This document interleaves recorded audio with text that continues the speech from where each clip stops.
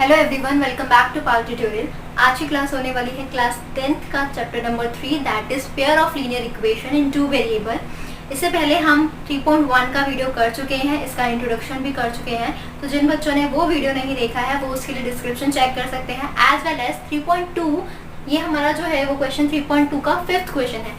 So for first question, second question, third question and fourth question आप इससे पहले का वीडियो देख सकते हैं। तो चलिए आज का जो क्लास है वो हम स्टार्ट करते हैं।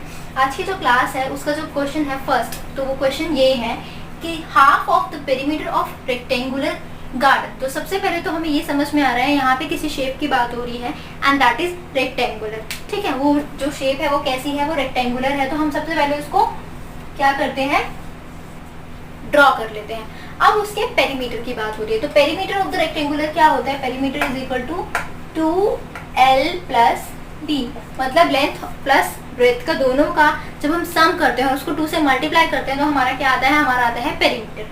चलिए, whose length is 4 more, length का 4 नहीं दिया हुआ, लेंथ की वैल्यू 4 नहीं है, लेंथ की वैल्यू विड्थ की वैल्यू से क्या है, 4 है।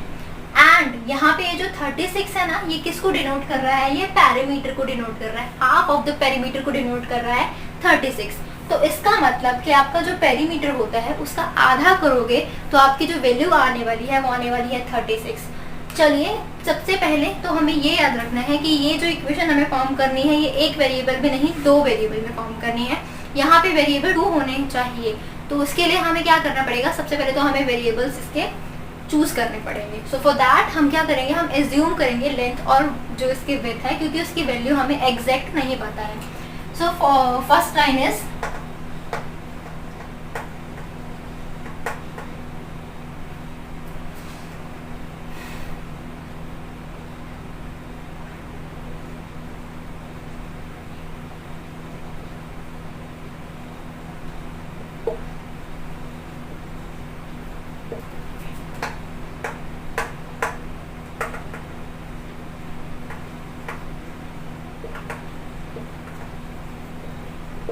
Let the value of width is x centimetre नहीं मीटर, क्योंकि हमें पेरीमीटर मीटर में गिवन है तो इसलिए हम ये अंडरस्टूड कर सकते हैं, ये समझ सकते हैं कि हमारे जो इसकी मेजरमेंट होने वाली है या इसकी जो डायमेंशन होने वाली है वो मीटर में ही होने वाली है, बिकॉज वो सेम यूनिट में होती है। तो ठीक है, तो इसकी विड्थ हो जाएगी x और लेंथ हो जाएगी y, ये हमने एज्यूम कर लिया। अब हम इसकी क्या करते हैं, इक्वेशन फ्रेम करते हैं। तो सबसे पहले तो आप यहाँ से पढ़ना शुरू करो, whose length is 4 more the width। तो सबसे पहली इक्वेशन तो यहीं से आ जाती है कि अगर हम अपनी विड्थ में x में ऐड कर देते हैं 4 तो हमें क्या मिल जाती है, हमारी लेंथ मिल जाती है, और हमारी लेंथ क्या है यहाँ पे, वो है y। तो ये हो गई हमारी पहली इक्वेशन जो बहुत इजीली बन गई। दूसरी इक्वेशन हम जो फाइंड आउट करने वाले हैं वो करने वाले हैं half of the perimeter of the rectangular is 36। तो मतलब कि पेरीमीटर का जो आधा है, तो सबसे पहले तो देखो पेरीमीटर का फॉर्मूला ये होता है, इसका आधा करने का मतलब है इसको किससे डिवाइड करना, 2 से इसको क्या करना, डिवाइड कर देना। जब 2 से डिवाइड करोगे तो 2 से 2 कट हो जाएगा, तो बचेगा क्या, l प्लस b, मतलब लेंथ प्लस ब्रेथ। तो हमारा जो लेंथ है वो यहाँ पर है y और जो विड्थ है वो है x। तो दूसरी इक्वेशन हो गई x plus Y it's equal to कितना, उसकी वैल्यू कितना है, दैट इज 36। ठीक है, तो हमने अपनी 2 इक्वेशन फाइंड आउट कर ली, पहली इक्वेशन ये थी, दूसरी इक्वेशन ये थी। अब हमें इन इक्वेशंस की हेल्प से हमें x और y के क्या करने हैं, वैल्यू कैलकुलेट करने हैं। हमें बताना है कि x क्या होने वाला है, मतलब कि विड्थ कितनी होने वाली है और इसका लेंथ कितना होने वाला है। लेकिन उसके लिए हमें कोई मेथड यूज नहीं करना है, हमें यूज करना है ग्राफ, क्योंकि ये इक्वेशन जो है वो और ये जो एक्सरसाइज है 3.2 पूरा ग्राफ बेस्ड है। आपको ग्राफ की हेल्प से फाइंड आउट करना है कि इसकी वैल्यू क्या होने वाली है, x की वैल्यू क्या होने वाली है, y की वैल्यू क्या होने वाली है। सो उसके लिए आपको क्या करना पड़ेगा, इसका ग्राफ बनाना पड़ेगा। ग्राफ बनाने के लिए हम क्या करते हैं, ग्राफ बनाने के लिए बहुत एक सिंपल सी ट्रिक होती है कि आप इस तरह से एक बॉक्स बनाते हैं,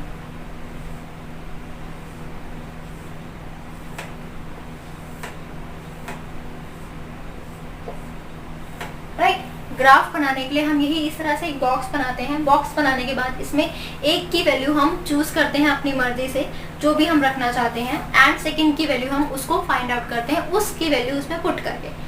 शायद समझ ना आए तो उसके लिए मैं अभी इसका एक एग्जांपल दे देती हूँ। ये x है, ये y है, पहली इक्वेशन को हम पहले सॉल्व करते हैं। ये है हमारे फर्स्ट इक्वेशन के लिए, ये है हमारे सेकेंड इक्वेशन के लिए। तो देखिए, अगर आप फर्स्ट इक्वेशन में मतलब यहाँ पर x की वैल्यू अगर 0 पुट कर देते हो तो 0 + 4 कितना होता है, वो 4 होता है। तो y की वैल्यू क्या आ जाएगी, हमारी 4 आ जाएगी। ठीक है, सिंपल।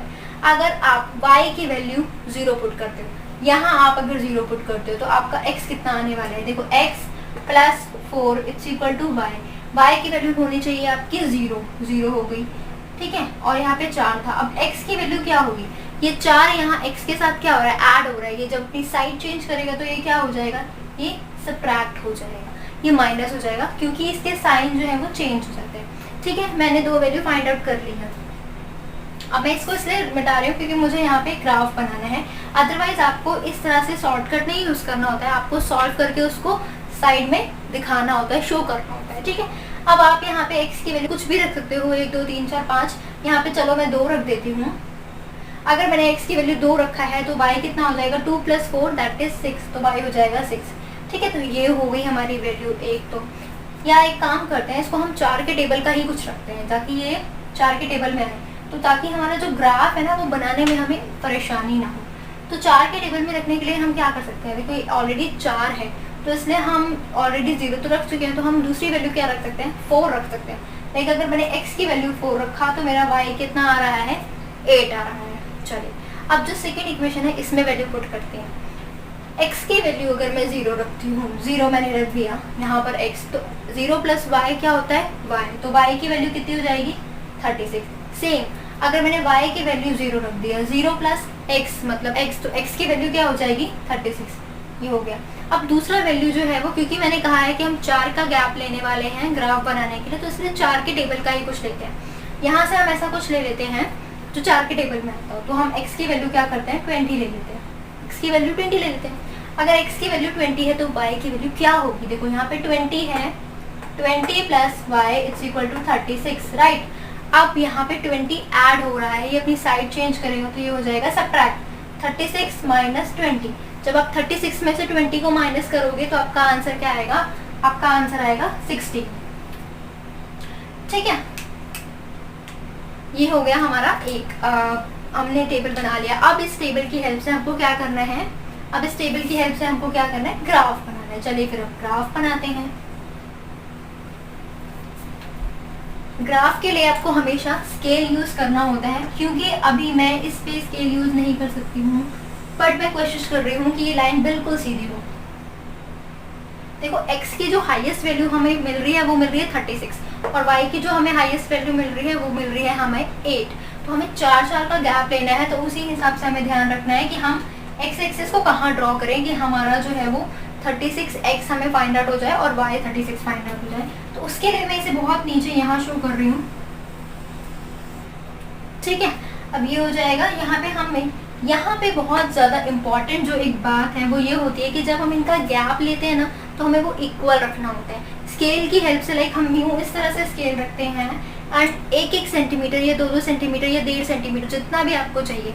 अगर आपने पहला जो गैप है वो 1 सेंटीमीटर का लिया तो आप बाकी भी गैप 1 सेंटीमीटर का लेने वाले हैं। तो मैं अभी यहाँ पे अपने अंदाजे से जो है वो गैप ले रही हूँ। ये ऐसे नहीं लेना होता है, ये स्केल से मेजर करना होता है, बट इतना बड़ा मेरे पास स्केल नहीं है तो इसलिए मेरे को ये ऐसे करना पड़ रहा है। और मैं ये गैप ले रही हूँ 4 का, क्योंकि ये सारे जो नंबर हैं ये 4 के टेबल में आते हैं या 4 से डिविजिबल हैं।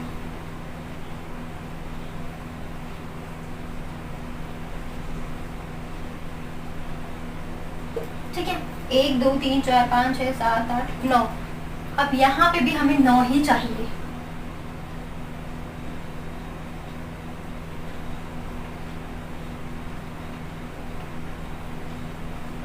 नौ इसलिए चाहिए क्योंकि y की भी जो हाईएस्ट वैल्यू है वो हमारी 36 आ रही है, हमने सॉल्व जो किया है उसके अकॉर्डिंग।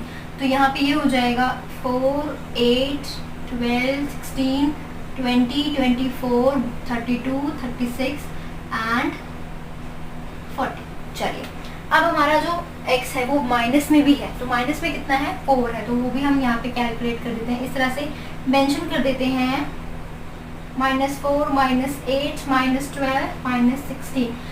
कमाल की बात ये होती है कि जब हम ग्राफ बनाते हैं तो हम दोनों ही लाइन को, एक्स एक्सिस को और वाई एक्सिस को, दोनों साइड जितना मर्जी चाहे एक्सटेंड कर सकते हैं, ठीक है। और ये जो हमारा होता है, ये हमारा होता है 0 0। चलिए, अब पहला जो है वो हमारा क्या है, 0 पे 4, मतलब कि जब आपका x 0 होगा तो आपका y कितना होगा, 4 होगा। ये 0 है, y कहाँ है, ऊपर है, ठीक है। तो यहाँ पे हो गया ये 1, ये होता है माइनस का y, यहाँ होता है पॉजिटिव y, ये होता है x पॉजिटिव, यहाँ होता है x नेगेटिव माइनस का, ठीक है। एक पॉइंट ये हो गया। दूसरा है -4 पे 0, x अगर -4 है यहाँ तो y कितना होगा, 0, तो एक तो ये हो गया, ठीक है। तीसरा है 4 पे 8, अगर x 4 है, x कहाँ है, 4 ये रहा, तो y कितना होगा, 8। ढूंढो जरा 8 कहाँ है, 8 है ये, तो ये यहाँ से कुछ इस तरह से और ये यहाँ से कुछ इस तरह से, राइट, ये ऐसे होगा। तो एक पॉइंट हमारा ये हो गया। अब हमें क्या करना है, इनको स्ट्रेट लाइन जो है वो हमें ड्रॉ करनी है। अब स्ट्रेट लाइन के लिए मैं क्या कर सकती हूँ, मेरे पास कुछ नहीं है तो मैं इसकी हेल्प से एक स्ट्रेट लाइन ड्रॉ कर लेती हूँ। देख, ठीक है, ये स्ट्रेट लाइन ड्रॉ हो गई है। खैर आगे इसे एक्सटेंड करना है, अभी देखते हैं कैसे करेंगे। और जो दूसरा जो ग्राफ बनने वाला है हमारा, वो ये है 0 पे 36। तो x जो है वो 0 है, तो y कितना है, 36। ढूंढो जरा 36 कहाँ है, ये रहा, एक वैल्यू हमें ये मिली। दूसरा जो है वो 36 पे 0, मतलब अगर x 36 है तो y कितना है, 0 है, ये हो गया भाई एक पॉइंट। थर्ड जो है वो हमारा x अगर 20 है, x अगर 20 है, ये रहा x 20, तो हमारा y कितना हो जाएगा, 16। तो ज़रा इसको हम कोशिश करते हैं जोड़ने की, बिल्कुल सीधी सीधी, ये रहा कुछ इस तरह से। सीधा होना नहीं हो पा रहा है ये, बट अब सीधा। तो ये एक पॉइंट हो गया। अब इसको हमें मिलाना है, और इसको मिलाने के लिए हमें बिल्कुल भी टेढ़ा मेढ़ा नहीं करना है, बिल्कुल सीधी हमारी लाइन होनी चाहिए। कोशिश की जा रही है सीधी करने की, बाकी तो देखते हैं कि सीधी होती है या नहीं होती है। हाँ, फाइनली सीधी हो गई है, ठीक है। लेकिन यहाँ भी ये दोनों लाइन आपस में इन्होंने इंटरसेक्ट नहीं किया, ये एक दूसरे को कट नहीं करे। और जब तक ये एक दूसरे को कट नहीं करेंगे, इनकी वैल्यू हम नहीं फाइंड आउट कर पाएंगे कि x कितना होने वाला है और y कितना होना है। तो उसके लिए क्या करना पड़ेगा, ये जो लाइन है ना हमने जो ड्रॉ करी थी, इसको हमें क्या करना पड़ेगा, इसको हमें एक्सटेंड करना पड़ेगा कुछ इस तरह से। हम इसे क्या करेंगे,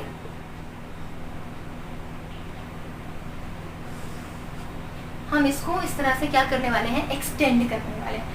अब देखो, अगर एक्सटेंड किया है तो यहाँ पे जो x है ये कितना आ रहा है, ये हमारा आ रहा है 16, ठीक है, ये हो रहा है हमारा 16। और जो हमारा y है वो बेशक यहाँ पे 20 नहीं आ रहा है, वो इसलिए नहीं आ रहा है क्योंकि ये वाली जो लाइन है वो सीधी नहीं है। उसके लिए हम इसको दोबारा से क्या करते हैं, ड्रॉ कर देते हैं, क्योंकि ये जो x की वैल्यू है ना, ये हमारी आने वाली है यहाँ से 16। तो सीधा मैं कैसे ड्रॉ कर सकती हूँ, इस तरह से कर सकते हैं कुछ। और अब मुझे क्या करना है, इसको ड्रॉ करना है ताकि ये सीधा रहे और ये जो मैच करे कुछ इस तरह से मैच करे। हाँ, मैच तो कर रहा है, बट थोड़ी सी गड़बड़ हो रही है। मेरी जो यहाँ पे x की वैल्यू और y की वैल्यू आनी चाहिए वो कुछ ऐसी आनी चाहिए, क्योंकि मैंने ये जो ग्राफ है ये फ्री हैंड से बनाया है। तो आप देख सकते हो कि मुझे कितनी प्रॉब्लम हो रही है फ्री हैंड से ड्रॉ करने पे। तो इसीलिए आप लोगों को जो ग्राफ है वो फ्री हैंड से ड्रॉ नहीं करना है, अदरवाइज आपका जो आंसर आने वाला है वो उसी तरह से आने वाला है और उसमें गड़बड़ होने वाली है। यहाँ पे ये जो मिल रहा है ये है आपका सोल्यूशन, और वो क्या है, x की वैल्यू है 16 और जो y है उसकी वैल्यू है 20। ये है x और ये है y, ठीक है। ये हमने वैल्यू इसकी फाइंड आउट करी। तो इसका मतलब जो इसके सोल्यूशन होते हैं वो सोल्यूशन क्या होते हैं, जहाँ दो लाइन आपस में एक दूसरे को क्या करती है, कट करती है। अब यहाँ पे x मेरा क्या था, x था मेरा विड्थ, तो मेरी विड्थ कितनी हो गई है, 16 हो गई है। मेरी विड्थ की जो वैल्यू है वो है 16 मीटर। और जो मेरा y था वो था मेरा लेंथ, तो मेरी लेंथ कितनी हो गई है, लेंथ की जो वैल्यू आई है वो मेरी आई है 20 मीटर। याद रखने वाली बात ये है कि आपको ये तो फाइंड आउट करना ही था, वो आपने कर लिया। दूसरा कि आप इन दोनों लाइंस को जितना मर्जी चाहे उतना एक्सटेंड कर सकते हो, आगे आगे आप इसे एक्सटेंड कर सकते हो। मतलब ये इस तरफ भी आगे मूव करेगी, इस तरफ भी आगे मूव करेगी, ठीक है। ये हमारी वैल्यू होगी 16 एंड 20। ये इसका जो था वो सोल्यूशन था। अब हम मूव ऑन करते हैं हमारे नेक्स्ट क्वेश्चन पे। ये हमारा क्वेश्चन नंबर 5 है। अगला जो क्वेश्चन हम करने वाले हैं वो करने वाले हैं क्वेश्चन नंबर 6। तो उसके लिए मैं इसको रब कर देती हूँ।